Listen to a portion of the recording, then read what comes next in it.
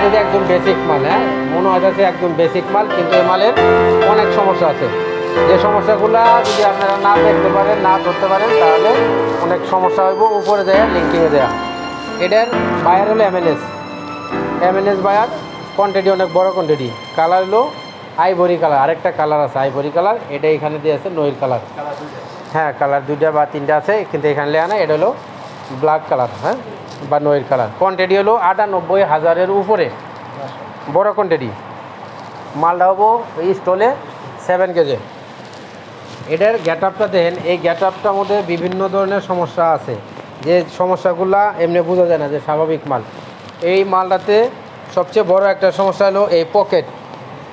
এই পকেটটা এক মেশিনেই হবে। আগে যে পকেট আস্তে আস্তে করে আছে, এটা হবে না। একদম মেশিন থেকে পকেট সহ নামবে। আর পকেট সহ নামবে, শুধু পকেট ড্রিপটা ভিন্ন হবে। পকেট ড্রিপটা অন্য মেশিনে হবে। এটা একটা কাহিনি গেল। তারপরে এইখানে আরেকটা জিনিস আছে, এই যে একটা ফ্ল্যাকেট দেখা যাইতেছে, এই ফ্ল্যাকেটটাও মেশিনেই হবে। এটার জন্য এক্সট্রা একটা ফিডার দেওয়া থাকবে। এই ফিডারে শুধু এটাই কাজ করবে। তাহলে পকেটটা বডিতেই হবে, একসাথেই হবে। আর এই ফ্ল্যাকেটটা মেশিনের সাথেই হবে, এটাও একসাথেই হবে। এটা এক্সট্রা কোনো মেশিন হবে না। আগে এক্সট্রা হবে হয়েছে, এটা হবে না, এটা বডির সাথে হবে এক। এই যে এইখানে লিঙ্কিং, এই যে দেখেন ব্যাক সাইডে এইটুক কিন্তু ফাঁকাই থাকবে, সেম এরকমই থাকবে, ফাঁকা থাকবে। এইটুক জায়গার মধ্যে যদি কোনো মেন্ডিং থাকে, কোনো কাটা থাকে, তাহলে এখানে রং মেন্ডিং হওয়ার সম্ভাবনা থাকবে অনেক বেশি। আর মেন্ডিংগুলো খুব সুন্দর করে প্রপারলি করতে হবে। ওকে,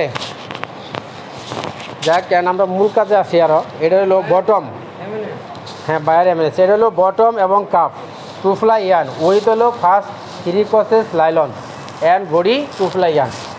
এই বটম এবং হলো কাপ, এই কাপ এবং বটম, এটা হলো 2 ফ্লাই ইয়ান হবে। সাথে হলো ফার্স্ট 3 ক্রসেস হলে এখানে লাইলন দিয়ে আছে। আর বডির হবে অল ওভার হলো 2 ফ্লাই ইয়ান।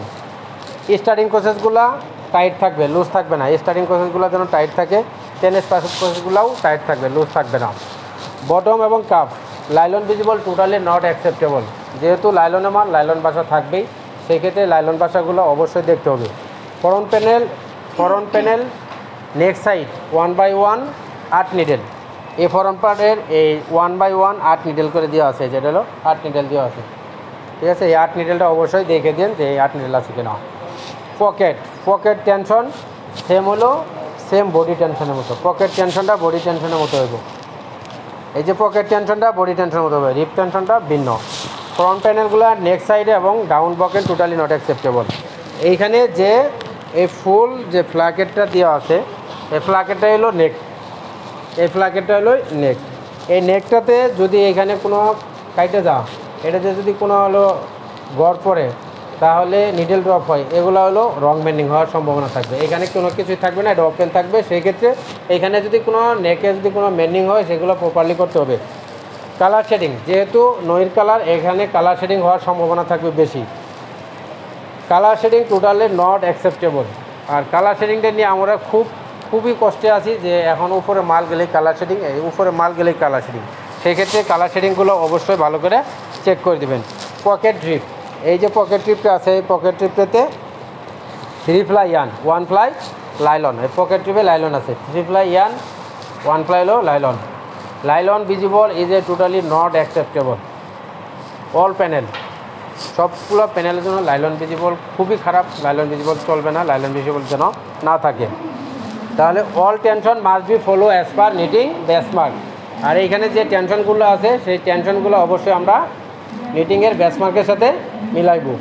আর যে চার্ট দিয়ে থাকবে, চার্টের সাথে আমরা নিডেল প্রসেস এগুলো মিলাইব। নিডেল দেওয়া আছে, প্রসেস দেওয়া আছে, ডাউন দেওয়া আছে, এগুলো হলো চার্টের সাথে মিলাবো। আর বাকি যে টেনশনটা আছে, টেনশনটা অনলি শুধু আমরা নিটিংয়ের বেসমার্কের সাথে মিলাবো। ওকে, কথা ক্লিয়ার? ওকে, আল্লাহ হাফেজ, ভালো থাকেন।